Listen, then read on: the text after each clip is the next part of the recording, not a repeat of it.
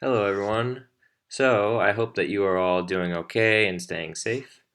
And this week, I thought since it is May and it is almost summertime, that we should talk about summer in America. So, we are going to talk about a couple different activities and celebrations that we have in America during the summer. So, first, let's talk about having a cookout. So, a cookout is when you cook food on the grill with your friends and family, and this is a very common summer activity. So, a grill is this thing right here, what they're cooking the food on. So, some of the common foods for a cookout are hot dogs, hamburgers, chicken, and barbecue. So, here you can see he's cooking hot dogs. Here are some more hot dogs and hamburgers. This is some chicken, and these are ribs, so that is barbecue. So, having a cookout is a really fun thing to do with your friends, with your family on the weekends. So, usually during the summertime, I will have a cookout with my friends, with my family on Saturday evening, on Friday afternoon, just to have a fun weekend. So, next, let's talk about camping. So, I know that camping is also a common activity here in Spain, and it's a common activity in America too. So, it's a activity that we do mostly during the summertime, but you can do it other times during the year, but mostly during the summer. So, you can do camping in a caravan like this. This is also called an RV, but most people like to camp with tents. So in this picture here, these are tents. And usually when I go camping, I will go camping in a tent like this. So it's a good activity to do if you like being outside. So going camping gives you a good opportunity to go for a walk. You can do other outside activities, like usually when I go camping, I also like to do fishing and I like to do other fun things outside. So, when you go camping, it is common to have a bonfire. I don't know if you remember this word, but we talked about bonfires a couple months ago. So, a bonfire is this. This is also called a campfire. Okay? And I also mentioned that we like to make s'mores in America. I don't know if you remember what a s'more is, but here is a picture. So a s'more, it has a marshmallow. This white thing is a marshmallow. It has chocolate, and they're kind of like cookies or kind of like biscuits. And it is a sandwich. And you make the marshmallow over the bonfire, over the campfire. So you can see in this picture that they have their chairs set up around the campfire, around the bonfire, and I'm sure that they will make some s'mores because s'mores are a classic food to eat while you are camping during the summertime. All right, so next let's talk about going to a drive-in movie theater. So this is what a drive-in movie theater is. So, for a drive-in movie theater, you drive your car up to a parking lot like this, and there's a screen that will show a movie. And you stay in your car, or you can sit on the outside of your car and you watch the movie. So, drive-ins used to be extremely popular in the 1950s and the 1960s. So, a long time ago. And today, they aren't as popular as before, but lots of people still go to drive-in movie theaters during the summer. During the summer in America is the only time when you can go to a drive-in movie theater. So if you want to go to a drive-in, you have to go during the summer. And a cool thing about drive-in movie theaters are that you pay per car, not per person. So if you would go to a normal movie theater with your family, for me, we would have to buy 5 tickets. because we'd have to buy a ticket for my mom, a ticket for my dad, one for me, and one for my older sister, and one for my younger sister. But when you go to a drive-in movie theater, you only have to buy a ticket per car. So if we were all in the same car, we would only have to pay for one ticket. So that's pretty cool. And another cool thing about drive-in movie theaters is you get to see two movies. So you pay for one ticket per car, and you get to watch two movies. So if you go to a drive-in movie theater, you have to wait until it is dark outside, until it's nighttime, for the movies to start. So the first movie will start at 9:30 or 10, more or less, at nighttime. And the second movie will start at midnight, more or less. So it's a pretty cool experience. It's pretty fun to go to a drive-in movie theater, and you get to see two movies, and you get to hang out with your friends or your family. So that's a fun activity to do. There are two drive-in movie theaters near my house, so I like to go every summer and watch a movie or two at the drive-in. It's a really cool experience. Okay, next let's talk about going to a baseball game. So during the summer in America, baseball is the most popular sport. That's because during summertime there is no American football, there is no basketball, there is no hockey, there is no normal football. All we have is baseball. It's the only sport that they play during the summer. So it's something that I do every summer. Going to a baseball game, I think, is a pretty fun activity, and I'll do that with my family or with my friends every summer.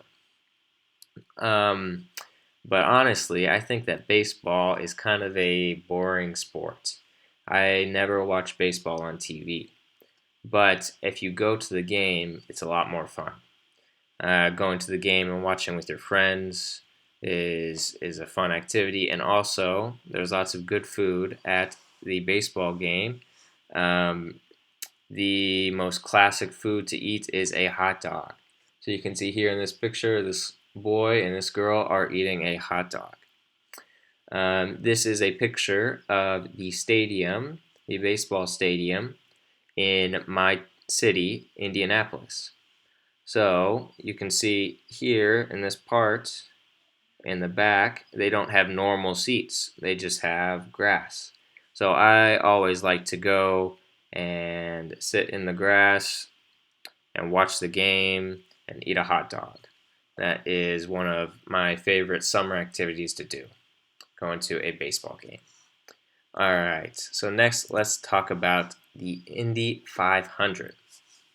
So the Indianapolis 500 is a car race that takes place in Indianapolis at the end of May. This year, because of coronavirus, it is in August, but normally it is at the end of May. So this is a really fun event that involves more than a week of concerts and other activities before the race. So the Indy 500 is not just a car race, it also has lots of other fun activities to do.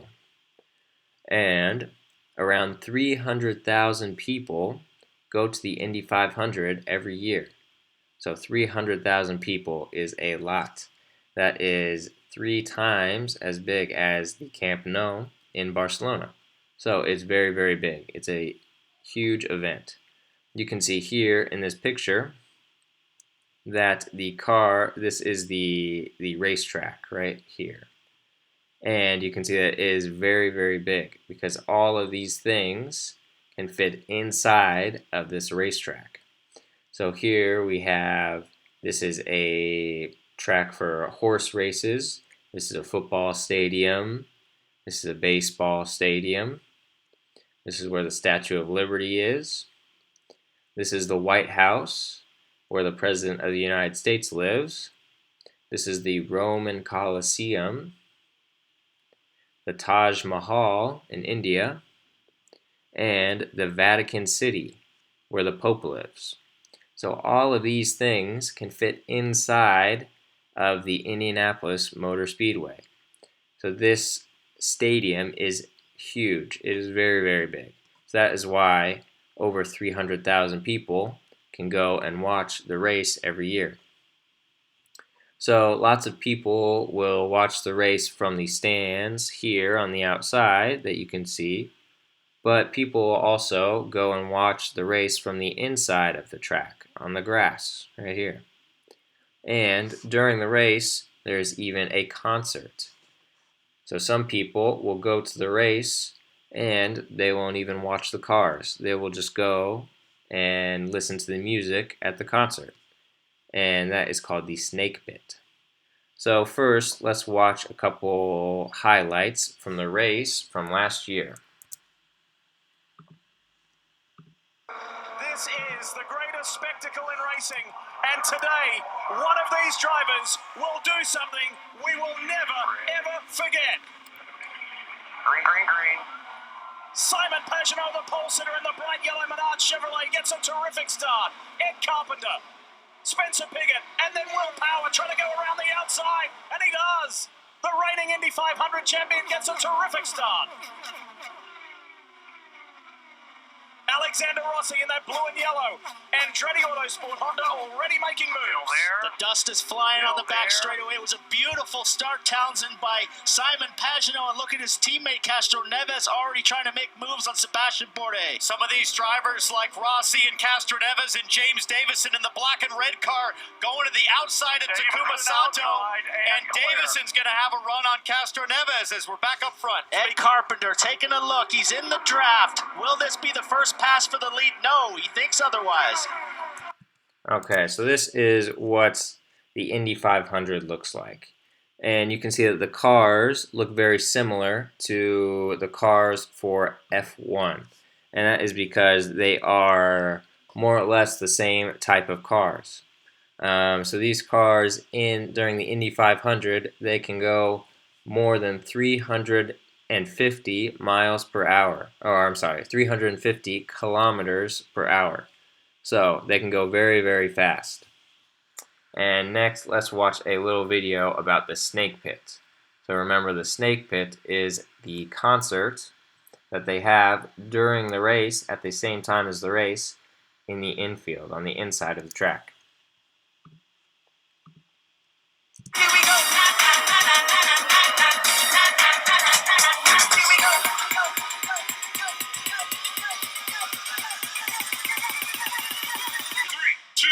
Check it out now.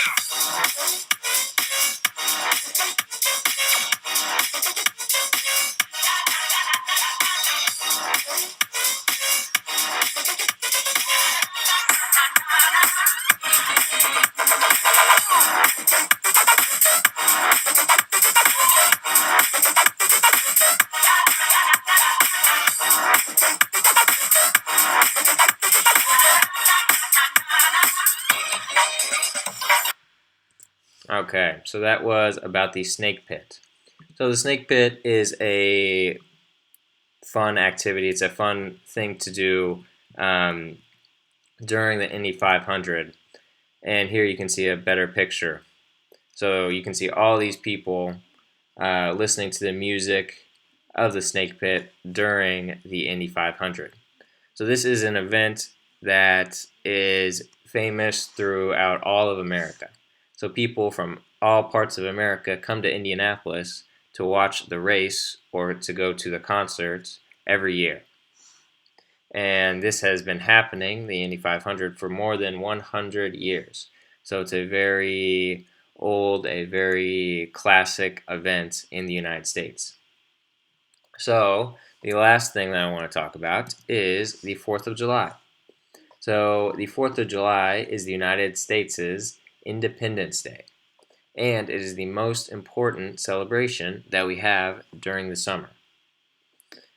The United States became independent from England on July 4th, 1776. So almost 250 years ago, the United States became a country.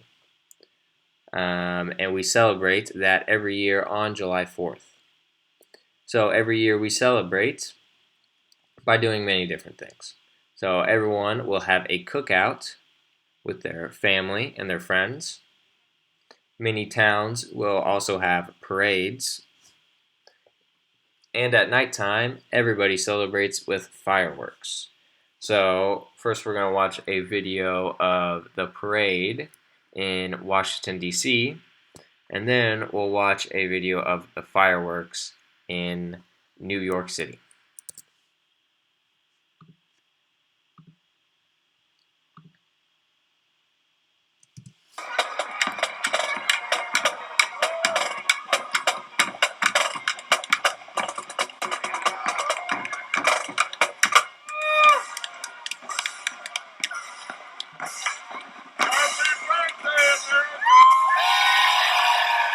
He said, "Happy birthday, America." So America has lots of different cultures and people from lots of different countries. So on July 4th, we also like to celebrate this diversity that we have. So these people, I think, are from India, and they are celebrating their culture and also their love for the United States.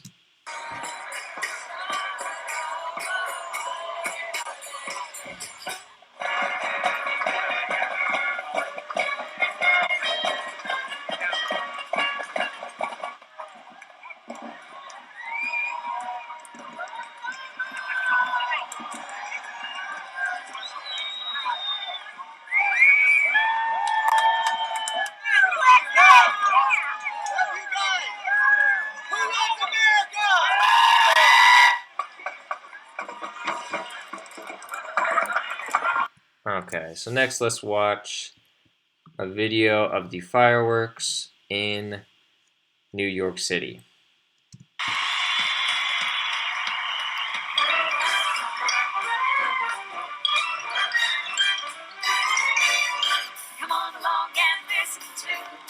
So this celebration in New York, they also have bands and singers and dancers and lots of other things.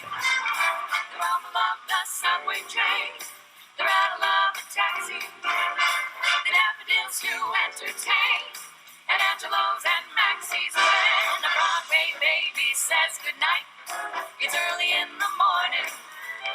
Midnight babies don't sleep tight until the dawn. Good night, baby.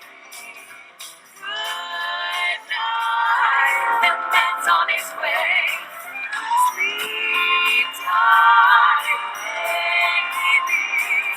Sleep tight. Let's call it a day. All right. So the fireworks are something that you will have in every single town, in every single village and city. So my town that I live in is called Pittsboro, Indiana, and it's a very small town. It has less than 2,000 people in it, so it's a pretty small town. But we have our own fireworks show, and the town that is right next to my town also has a fireworks show.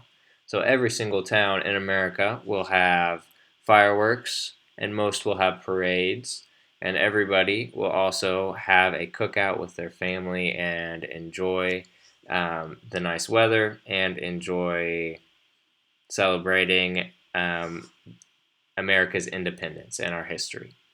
So those are some of the most important, the most fun things that we do during America, or I'm sorry, in America during the summertime.